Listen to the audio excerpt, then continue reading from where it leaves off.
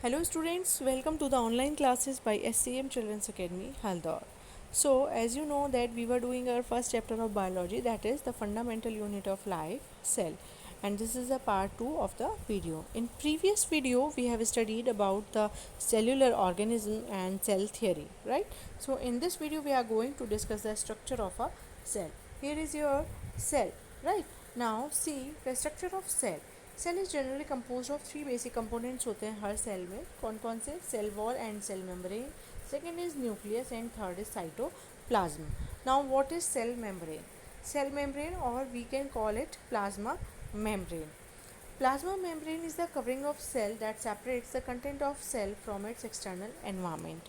Means plasma membrane या cell membrane क्या करती है? First of all it provides the shape to the cell, यानी ये shape provide करती है, and second it keep separating it from the outer or external environment. Clear है?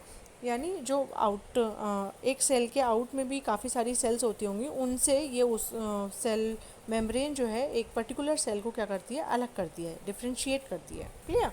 It is a living part of the cell. ये कैसा part है? Living part है. ठीक है. बाकी सभी लिविंग पार्ट होते हैं एक्सेप्ट सेल वॉल. ठीक है. वैक्यूल्स एंड ग्रेनुअल्स, ये तीन चीज़ें ऐसी हैं जो नॉन लिविंग पार्ट हैं सेल के, बाकी सभी ऑलमोस्ट लिविंग पार्ट्स होते हैं. क्लियर? तो लिविंग पार्ट सेल है and it is present in cell of plants, animals and micro organism. यानी सेल मेम्ब्रेन तीनों में ही प्रेजेंट होती है, यानी plants, animal and micro organisms में. क्लियर? ये कैसी मेम्ब्रेन है? थिन है, delicate, elastic, selectively permeable membrane है. It is compose of lipids and proteins. ये किस चीज़ की बनी होती है? लिपिड्स और प्रोटीन्स की बनी होती है. और सेलेक्टिवली परमिएबल पर means what? It contains टिनी pores. टिनी pores मतलब बहुत ही छोटे छोटे होल्स होते हैं जिनके थ्रू न्यूट्रिएंट्स जो हैं वो आ सकते हैं, इनसाइड में एंटर कर सकते हैं, और आउटसाइड में जो वेस्ट मटेरियल है वो जा सकता है. Clear? Now function of cell membrane और plasma membrane. So dear students, in this chapter mostly what type of questions can be asked is the functioning of each organelle. Means one of the most important topic is the function of each organelle of a cell. तो जो function है वो बहुत ही ध्यान से आपको पढ़ने हैं. So pay attention. As it is selectively permeable membrane, it allows the flow of limited substances in and out of the cell. तो हमने क्या पढ़ा है कि ये permeable है. selectively permeable means ये सब चीज़ों को अलाउ नहीं करेगी, सिर्फ सेलेक्टिव चीज़ों को ही, जो इसके लिए बेनिफिशियरी होंगी, सिर्फ उन्हीं चीज़ों को ये अपने अंदर एंटर करने के लिए अलाउ करेगी. Clear? See, this is your structure of a cell membrane. Right? Now, next is cell wall. ठीक है. सेल वॉल क्या होता है? Cell wall is a non living thick and freely permeable covering made up of cellulose. यानी cell wall किस चीज़ की बनी होती है? सेल्यूलोज की बनी होती है. ठीक है. और ये एक नॉन लिविंग पार्ट है सेल का. And one more important thing is कि सेल वॉल केवल प्लांट्स में अवेलेबल होती है, प्रेजेंट होती है. यानी cell wall is absent in animals. Clear? It is present in eukaryotic plant cells and prokaryotic cells. Now, what is the function of cell wall? It determines the shape and rigidity. It protects the plasma membrane. It prevents desiccation or dryness in cell. ठीक है. यानी सबसे पहला जो function है वो क्या है कि ये सेल की शेप को बनाए रखती है, यानी एक सपोर्ट प्रोवाइड करती है शेप को. Clear? It protects the plasma membrane, यानी प्लाज्मा मेम्ब्रेन को भी ये क्या करती है? प्रोटेक्ट करती है. Clear? Next is it prevents desiccation और ड्राइनेस इन सेल. सी, अगर ड्राइनेस हो जाएगी सेल में तो सेल कैन डाई. ठीक है. तो यानी ये उसको भी बचाती है. Cell wall prevents the removal of water from the cell. Clear? It helps in transport of various substances in and out of the cell. यानी कि सेल वॉल, मैंने आपको बताया कि सेल वॉल भी क्या होती है? आपकी फ्रीली परमिएबल होती है. फ्रीली परमिएबल मीन्स इसमें इजीली चीज़ें जो हैं वो इधर से उधर जा सकती हैं, एंटर कर सकती हैं और आउट जा सकती हैं. तो ये क्या करती है? जो भी आपके मटेरियल्स होते हैं उनको क्या करती है? ट्रांसपोर्ट करने में हेल्प करती है. क्लियर? नेक्स्ट पार्ट क्या था आपका सेल का? न्यूक्लियस. तो जैसे आप ह्यूमन बॉडी में ब्रेन होता है, ठीक है, बहुत सारे फंक्शंस, बहुत सारे काम ब्रेन करता है, उसी तरीके से हर सेल में जो न्यूक्लियस होता है, ठीक है, वो भी बहुत इंपॉर्टेंट होता है. Nucleus takes lots of important decisions for the cell. Clear? Now see, nucleus is dense and spherical organelle. Organelles क्या होते हैं? ऑर्गेनेल्स जो भी आप स्ट्रक्चर देखते हो सेल के अंदर वो सभी क्या होते हैं? आपके ऑर्गेनेल्स यानी कंपोनेंट्स और you can say parts of a cell होते हैं। Clear? Nucleus is bounded by two membrane forming nuclear envelope, यानी न्यूक्लियर के जो आउट में होती हैं वो दो लेयर्स होती हैं, ठीक है, और उस दोनों लेयर्स क्या बनाती हैं? न्यूक्लियर एनवलप बनाती हैं। उसको हम क्या कहते हैं? दोनों लेयर्स से बन के क्या बनता है? न्यूक्लियर एनवलप बनता है। Nuclear envelope contains many more pores known as nuclear pores, ठीक है। तो ये न्यूक्लियर मेम्ब्रेन यानी न्यूक्लियर एनवलप में भी बहुत सारे पोर्स होते हैं, ठीक है, यानी न्यूक्लियर में भी कुछ चीज़ें एंटर करनी होंगी, जो वेस्ट मटेरियल होगा वो आउट जाने के लिए उसमें भी क्या होता है? वो भी परमिएबल होता है, उसमें भी बहुत सारे पोर्स होते हैं, ठीक है, उन्हें क्या कहते हैं? Nuclear pores. The fluid which present inside the nucleus is called nucleoplasm, ठीक है, यानी न्यूक्लियस के अंदर भी एक जेली लाइक सब्सटेंस होता है जिसे क्या कहते हैं? न्यूक्लियोप्लाज्म कहते हैं।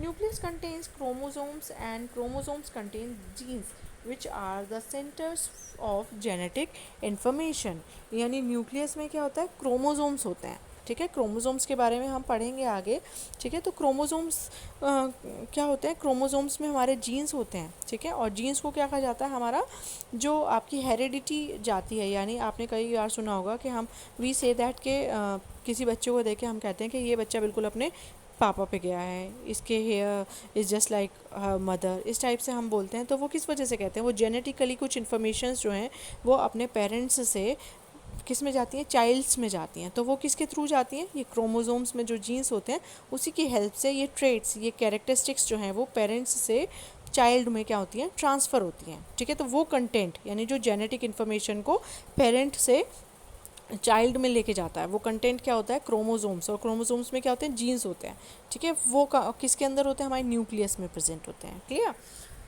Now what are the functions of nucleus? Nucleus controls all the metabolic activities of the cell, यानी मेटाबॉलिक एक्टिविटीज़ होती है हमारी बॉडी में कुछ चीज़ें बनना, कुछ चीज़ों का रिमूवल होना, रिपेयरिंग होना, मेंटेनेंस होना, ये सभी आपकी क्या कहलाती हैं? मेटाबॉलिक एक्टिविटीज़ कहलाती हैं। तो वो सभी कंट्रोल कौन करता है? न्यूक्लियस करता है। Clear? It regulates the cell cycle, ठीक है, सेल साइकिल को रेगुलेट करता है ये, ठीक है। Nucleus is the storehouse of genes, हमने पढ़ा अभी जेनेटिक मटेरियल यानी जीन्स को ये क्या करता है? स्टोर करता है। It is concern with the transmission of hereditary traits from the parent to offspring. Offspring मतलब जो किड, जो चाइल्ड होता है पेरेंट्स का, उसको ऑफ स्प्रिंग कहते हैं, ठीक है। तो यानी न्यूक्लियस क्या करता है? वो जेनेटिक मटेरियल को स्टोर करता है और क्या करता है? उसको ट्रांसमिशन में भी सपोर्ट करता है। Clear? Next is cytoplasm. Cytoplasm क्या है? एक jelly like viscous, viscous means चिपचिपा, कलरलेस सेमी फ्लूइड सब्सटेंस होता है, थोड़ा थिक होता है, जेली लाइक इसीलिए कहा गया है इसको। That occurs between the plasma membrane and the nuclear membrane, ठीक है, यानी साइटोप्लाज्म क्या करता है? न्यूक्लियस को किससे सेपरेट करता है? प्लाज्मा मेम्ब्रेन से, यानी हमने सबसे पहले पढ़ा था सेल मेम्ब्रेन या फिर प्लाज्मा मेम्ब्रेन जो सबसे आउटर मोस्ट कवर होता है सेल का, ठीक है, और उसको और उसके न्यूक्लियस के बीच में, ठीक है, न्यूक्लियस और सेल मेम्ब्रेन के बीच में जो सब्सटेंस होता है उसको क्या कहते हैं? हम साइटोप्लाज्म कहते हैं। The aqueous ground substance of cytoplasm is called cytosol that contains a variety of cell organelles and other insoluble waste products and storage products like starch, glycogen, lipids, etc.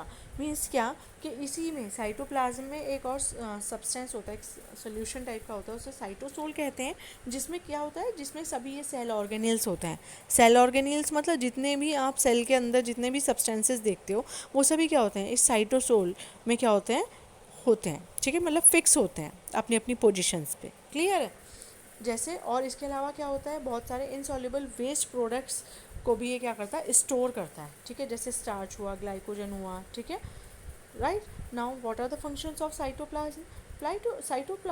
Protoplasm acts as a store of vital chemicals, यानी मैंने क्या बताया आपको? ये एक store house की तरह behave करता है, ठीक है, यानी कुछ प्रोडक्ट्स जैसे आपके क्या हुए? अमीनो एसिड्स हुआ, प्रोटीन्स हुआ, शुगर, विटामिन, इनको कंटेन करता है। इसके अलावा जो वेस्ट मटेरियल होता है उसको भी स्टोर करता है, जैसे अभी हमने पढ़ा ऊपर स्टार्च, ग्लाइकोजन एंड लिपिड्स, ये वेस्ट मटेरियल है, इनको भी कंटेन करता है और साथ में कुछ केमिकल्स को भी कंटेन करता है, ठीक है। It is the site of certain metabolic reactions like glycolysis, synthesis of fatty acids, nucleotides. Means क्या कि ये कुछ मेटाबॉलिक रिएक्शन भी इसमें परफॉर्म होती हैं, जैसे ग्लाइकोलाइसिस है, ठीक है, फैटी एसिड्स का फॉर्मेशन है और न्यूक्लियोइड्स का फॉर्मेशन है. Clear? So students, this is up for today. I hope that you all are clear about the topic.